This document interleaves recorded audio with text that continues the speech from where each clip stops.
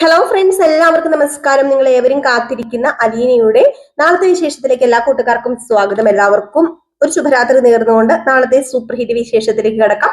Like ചെയ്യാനും hype ചെയ്യാനും ഒന്നും മറക്കരുത് കേട്ടോ. അപ്പൊ ഞാൻ ബോറടിപ്പിക്കുന്നില്ല, നേരെ നാളത്തെ സൂപ്പർ ഹിറ്റ് വിശേഷത്തിലേക്ക് തന്നെ പോവുകയാണ്. അങ്ങനെ അലീന ഇന്ന് ഒരുങ്ങി സുന്ദരിയായിട്ടൊരു നവവധുവിനെ പോലെ തന്നെ നിൽക്കുക, ഏകദേശം ഒരു നവവധുവിനെ പോലെയൊക്കെ തന്നെ നിൽക്കുന്നത് കണ്ടിട്ട് നമ്മുടെ ബാലചന്ദ്രൻ, ഞാന് ഇതായിരുന്നു മോളെ ആഗ്രഹിച്ചത്, പക്ഷേ സാഹചര്യം ഇതല്ലായിരുന്നു എന്ന്.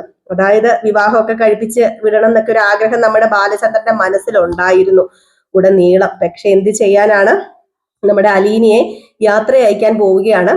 അങ്ങനെ അലീനയോട് സാധനങ്ങളൊക്കെ എടുത്തു വെച്ചോന്ന് ചോദിച്ചപ്പോഴത്തേക്കും എല്ലാം പാക്ക് ചെയ്ത് വെച്ചിട്ടുണ്ട് അച്ഛാന്ന് പറഞ്ഞു. അല്ല അച്ഛൻ ഈ സാഹചര്യം എന്ന് ഉദ്ദേശിച്ചത് എനിക്ക് എന്താണെന്ന് അറിയാം, പക്ഷെ ഞാനും ഇപ്പം ആ ഒരു സാഹചര്യത്തിലൂടെ തന്നെയാണ് അച്ഛാ കടന്നു പോകുന്നത്. എനിക്ക് ഇവിടുന്ന് പോകാൻ ഇഷ്ടം ഉണ്ടായിട്ടോ നിങ്ങളെ പിരിയാൻ ആഗ്രഹം ഉണ്ടായിട്ടോ ഒന്നും അല്ല ഞാൻ പോകുന്നത്. പക്ഷെ എനിക്ക് ഇവിടുന്ന് പോകണം, എനിക്ക് ഇവിടുന്ന് പോയേ പറ്റൂ, എനിക്ക് അടുത്ത ഒരു സ്ഥലത്തേക്ക് പോകണം. അത് എല്ലാം നല്ലതിന് വേണ്ടിയാണെന്ന് മാത്രമേ ഞാനിപ്പോ ചിന്തിക്കുന്നുള്ളൂ. ഞാൻ ഇവിടുന്ന് പോകുന്നതിന്റെ പേരിൽ ഒരിക്കലും അച്ഛൻ വിഷമിക്കരുത്. അച്ഛൻ ഞാൻ ഇവിടുന്ന് പോകുന്നതിന്റെ പേരിൽ സന്തോഷിക്കണം എന്നല്ല ഞാൻ പറഞ്ഞു വരുന്നത്, പക്ഷെ അച്ഛൻ വിഷമിക്കരുത്, അച്ഛൻ മക്കളെയും വിഷമിപ്പിക്കരുത് എന്ന് മാത്രമേ എനിക്ക് പറയാനുള്ളത് എന്ന് പറഞ്ഞു. ഈ സമയത്ത് നമ്മുടെ ബബിതേനെ കണ്ടില്ല കേട്ടോ. ബബിതേനെ കാണാത്തത് കൊണ്ട് തന്നെ അലീന, അല്ല കൃഷ്ണമോളെ ബബിത എവിടെ എന്ന് ചോദിച്ചു. അപ്പോഴത്തേക്ക് കൃഷ്ണ പറഞ്ഞു, അത് ബബിതേച്ചി അകത്തെങ്ങാണ്ടുണ്ട്, ഞാൻ ചെന്ന് വിളിക്കാന്ന് പറഞ്ഞിട്ട് നേരെ പോകുന്നുണ്ട് കേട്ടോ, നമ്മുടെ ബബിതേനെ വിളിക്കാനായിട്ട്. അങ്ങനെ ബബിതേനെ വിളിക്കാനായിട്ട് അകത്ത് ചെല്ലുകയാണ്. അലീന ചേച്ചി പോകുക, ബബിത ചേച്ചി വരുന്നുണ്ടോ എന്ന് ചോദിച്ചപ്പോഴത്തേക്കും, പിന്നെ ആരെങ്കിലും പോകുന്നതിനും വരുന്നതിനും ഞാനിപ്പോ എന്ത് ചെയ്യാനാ, എന്നോട് ചോദിച്ചിട്ടാണ് ഈ വീട്ടിലേക്ക് വരുന്നതും പോകുന്നതും ഒക്കെ, അല്ലല്ലോ, എന്നോട് ചോദിച്ചിട്ടല്ലല്ലോ വന്നത്. അപ്പൊ പോകുവോ എടുക്കുവോ എന്ത് വേണമെങ്കിലും ചെയ്തോട്ടെ, എനിക്ക് ഒന്നും പറയാനില്ല എന്നിങ്ങനെ പറയാണ്. അപ്പോഴത്തേക്കും നമ്മുടെ ബബിതയുടെ ഈ മുഖത്തിന്റെ ഭാവമൊക്കെ കണ്ടപ്പോഴത്തേക്കും കൃഷ്ണമോൾക്ക് മനസ്സിലായി, ഇനിയിപ്പം കൂടുതൽ യാത്ര ചോദിക്കലും കാര്യങ്ങളും ഒക്കെ ആയി കഴിഞ്ഞിട്ടുണ്ടെങ്കിൽ ബബിത കരയും. ബബിത അങ്ങനെ കരയുന്നത് ഇവരാരും കണ്ടിട്ടുമില്ല, അങ്ങനെ ബബിത കരയാറില്ലല്ലോ. അപ്പൊ അതുകൊണ്ടാണ് ഒഴിഞ്ഞു മാറുന്നതെന്ന് മനസ്സിലായി. അപ്പൊ തന്നെ കൃഷ്ണമോള് പറഞ്ഞു, ബബിത ചേച്ചി ഒഴിഞ്ഞു മാറുകയാണല്ലേ, അലീന ചേച്ചി പോകുന്നതിന്റെ സങ്കടം സഹിക്കാമല്ലാതെ ഒഴിഞ്ഞു മാറി നിൽക്കുന്നതല്ലേ എന്ന് ചോദിച്ചപ്പോ, എനിക്കാരെയും കാണണ്ട, എനിക്കാരും പോകുന്നത് കൊണ്ട് ഒരു സങ്കടവും ഇല്ല, ആരെങ്കിലും വരും എപ്പോഴെങ്കിലും പോകും, അതിനിപ്പോ ഞാൻ എന്തിനാ സങ്കടപ്പെടുന്നത്, നീ പോയി യാത്ര അയക്കുകയാണെങ്കിൽ യാത്ര അയക്കും, ഞാൻ വരുന്നില്ലെന്ന് പറഞ്ഞു കേട്ടോ. എന്നിട്ട് ഡോർ അങ്ങോട്ട് അടച്ചിട്ട് നമ്മുടെ ബബിത പൊട്ടി പൊട്ടി പൊട്ടി പൊട്ടി കരയാണ്, ഭയങ്കര കരച്ചില്. ബബിതയ്ക്ക് അവിടെ നിന്ന് കഴിഞ്ഞിട്ടുണ്ടെങ്കിൽ ബബിത ഉരുകി തീരും, അതുകൊണ്ടാണ് ബബിത പോകാത്തത്. ഏതായാലും ഈ സമയത്ത് നമ്മുടെ അലീന വന്നിട്ട് പറഞ്ഞു, ബബിതേച്ചി വരുന്നില്ലെന്നാ അച്ഛാ പറഞ്ഞത് എന്ന് പറഞ്ഞപ്പോ, അതെന്താ അവള് വരാത്തത്? വേറൊന്നും കൊണ്ടും അല്ല, ബബിതേച്ചിക്ക് കരയാൻ പറ്റത്തില്ല, അതുകൊണ്ട് തന്നെ എല്ലാവരുടെയും മുമ്പിൽ ബബിതേച്ചി കരയുന്നത് നിങ്ങൾ ആരെങ്കിലും കണ്ടിട്ടുണ്ടോ എന്ന് ചോദിച്ചപ്പോഴത്തേക്കും പിന്നെ നമ്മുടെ അലീനയും ഒന്നും മിണ്ടുന്നില്ല, ബാലചന്ദ്രനും ഒന്നും മിണ്ടുന്നില്ല. അലീനയും നിർബന്ധിക്കാൻ പോയില്ല ബബിത വരണം അല്ലെങ്കിൽ ബബിതയെ ഇപ്പൊ കാണണം എന്നൊന്നും നിർബന്ധിക്കാൻ പോകുന്നില്ല കേട്ടോ. കാരണം ബബിതയുടെ സ്വഭാവം നന്നായിട്ട് അലീനയ്ക്ക് അറിയാം. അങ്ങനെ ആരുടെയും മുമ്പിൽ താരാനോ കരയാനോ ഒന്നും ആഗ്രഹിക്കുന്ന ഒരാളല്ല നമ്മുടെ ബബിത. ഒരുപക്ഷെ ബാലചന്ദ്രനെ പോലെയല്ല ബബിത, നമ്മുടെ വൈജയനെ പോലെയാണ്. ആ ഒരു സ്വഭാവം ഏകദേശം ഒക്കെ കുറച്ചൊക്കെ ഉണ്ടല്ലോ. അപ്പൊ അതുകൊണ്ട് ആരുടെയും മുമ്പിൽ താഴുന്നതോ കരയുന്നതോ ഒന്നും സഹിക്കാൻ പറ്റണില്ലല്ലോ നമ്മുടെ ബബിതയ്ക്ക്. ഏതായാലും ഈ ഒരു സമയത്ത് അലീന ബാലചന്ദ്രനോട് യാത്ര പറഞ്ഞു, ഒരുപാട് നന്ദിയൊക്കെ പറഞ്ഞു. ഏതായാലും അത് കഴിഞ്ഞിട്ട് കൃഷ്ണമോളുടെ അടുത്ത് ചെന്നിട്ട്, എനിക്കൊരിക്കലും നിന്നെ മറക്കാൻ പറ്റില്ല മോളെ, ഞാൻ ഇന്നലെ രാത്രിയൊക്കെ പറഞ്ഞതൊക്കെ മോളുടെ മനസ്സിൽ ഇപ്പോഴും ഉണ്ടല്ലോ, നല്ല കുട്ടിയായിട്ട് വളരണം, പഠിക്കണം, അച്ഛൻ പറയുന്നത് കേൾക്കണം, അമ്മ പറയുന്നത് കേൾക്കണം. ഇനി അമ്മ വന്നു എന്നും പറഞ്ഞുകൊണ്ട് നിങ്ങൾ ആരും പിണങ്ങിയിരിക്കരുത് അമ്മയോട്.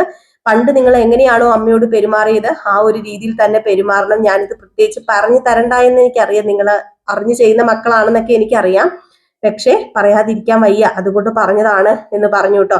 എന്നിട്ട് നമ്മുടെ കൃഷ്ണമോളുടെ നെറ്റിയൊക്കെ പിടിച്ചിട്ട് ഒരു ഉമ്മയൊക്കെ കൊടുക്കുന്നുണ്ട്. അങ്ങനെ രണ്ടുപേരും കൂടെ പൊട്ടിക്കരയുന്നു. നമ്മുടെ രോഹിത് ആണെങ്കിൽ മാറി നിൽക്കുക, രോഹിത് ഒരാണായതുകൊണ്ട് തന്നെ രോഹിത്തിനും അങ്ങനെ പൊട്ടിക്കരയാനോ ഒന്നും പറ്റില്ലല്ലോ.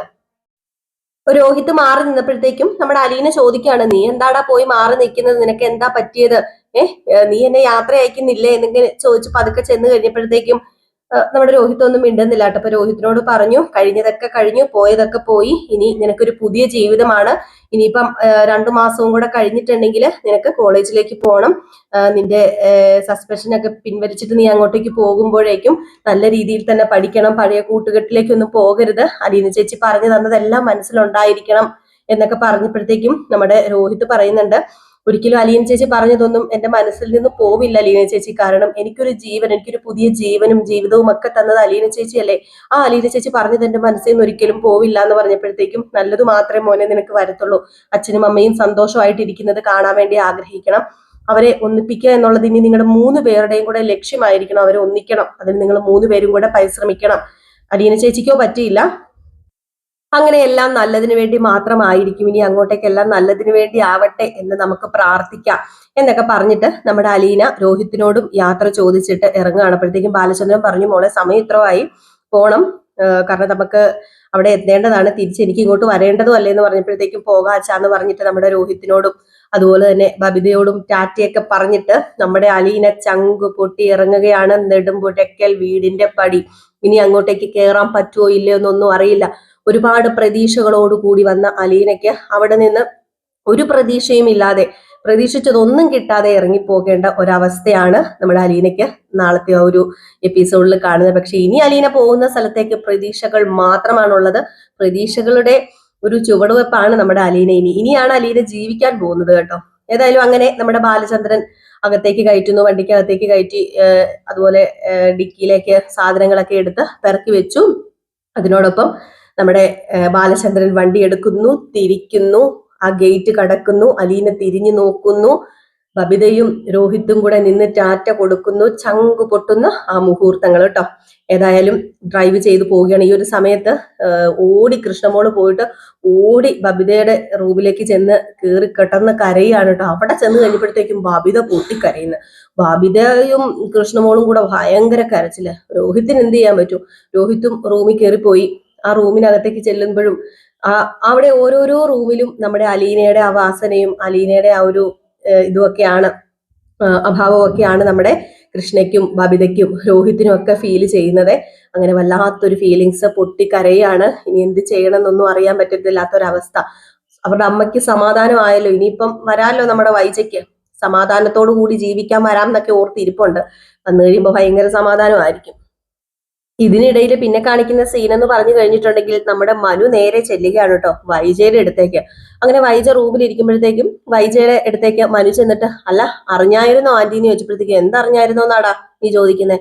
അല്ല, ആന്റിയുടെ ശത്രു പോയി, നെടുമ്പുരയ്ക്കൽ വീട്ടിൽ നിന്ന് ആന്റിയുടെ ശത്രു പടിയിറങ്ങി പോയി എന്ന് പറഞ്ഞപ്പോഴത്തേക്കും, ആരോ? അലീനയോ? ആ അതെ, എന്താ സന്തോഷിക്കാനുള്ള വകയായില്ലേ ആന്റിക്ക്?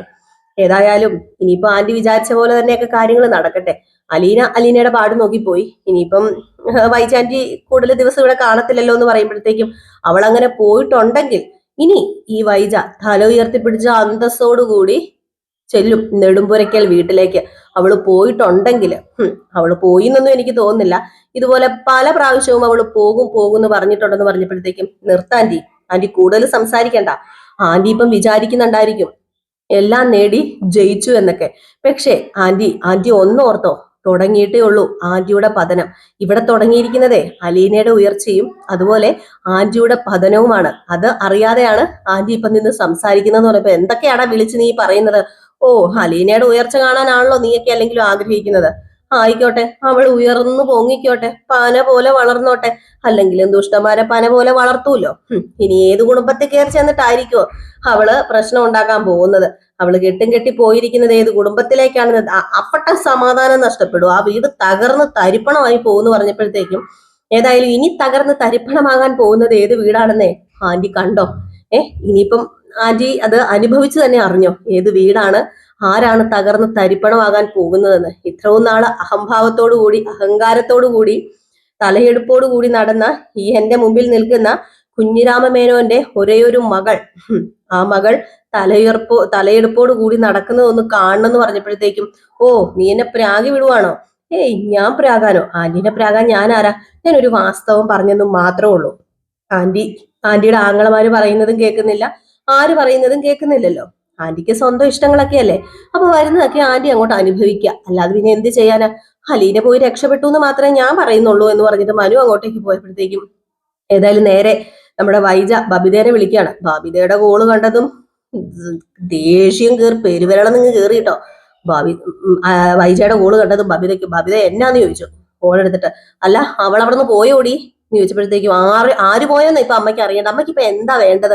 അല്ല, നിങ്ങളുടെ പൊന്നാര അലീന ചാച്ചി പോയോന്നാ ഞാൻ ചോദിച്ചതെന്ന് പറഞ്ഞപ്പോഴത്തേക്കും, വെച്ചിട്ട് പോകുന്നുണ്ടോ എന്ന് എന്നെ കൊണ്ടൊന്നും പറയിപ്പിക്കരുത്, അമ്മയ്ക്കിപ്പോ സമാധാനമായല്ലോ, അമ്മയെ ആഗ്രഹിച്ച പോലെ കാര്യങ്ങളൊക്കെ നടന്നല്ലോ.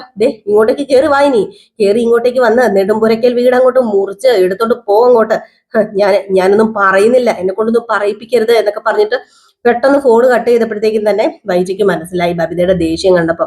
ഏതായാലും പോയി, അത് ഉറപ്പാണ്, നമ്മുടെ അലീന പോയിന്ന്. ഇത് കഴിഞ്ഞ് പിന്നെ അലീനയെ തന്നെ കേട്ടോ കാണിക്കുന്നത്. അങ്ങനെ അലീന നമ്മുടെ ബാലചന്ദ്രനോടോ ഓരോരോ വർത്താനമൊക്കെ പറഞ്ഞുകൊണ്ട് പോവുകയാണ്.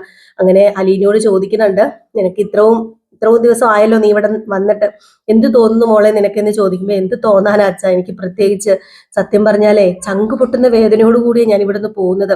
സ്വന്തം അമ്മയുടെ സ്നേഹവും വാത്സല്യവും അനുഭവിക്കാൻ വന്ന ഞാന് ഇപ്പൊ ഒരു അച്ഛനെ സ്വന്തമാക്കിയിട്ടല്ലേ പോകുന്നത്. എന്റെ സ്വന്തം അച്ഛൻ എല്ലാവരോടും ഇതെന്റെ മകളാണ് എന്ന് പറയുമ്പോൾ എനിക്കുണ്ടാകുന്ന ഒരു ആത്മാഭിമാനമുണ്ട്. അത് പറഞ്ഞറിയിക്കാൻ പറ്റാത്ത ഒന്ന സന്തോഷം. അച്ഛൻ ആരാണ് അമ്മ ആരാണെന്നൊന്നും ചൂണ്ടിക്കാണിക്കാതെ ജീവിച്ച ഒരു നാളുണ്ടായിരുന്നല്ലോ എനിക്ക്.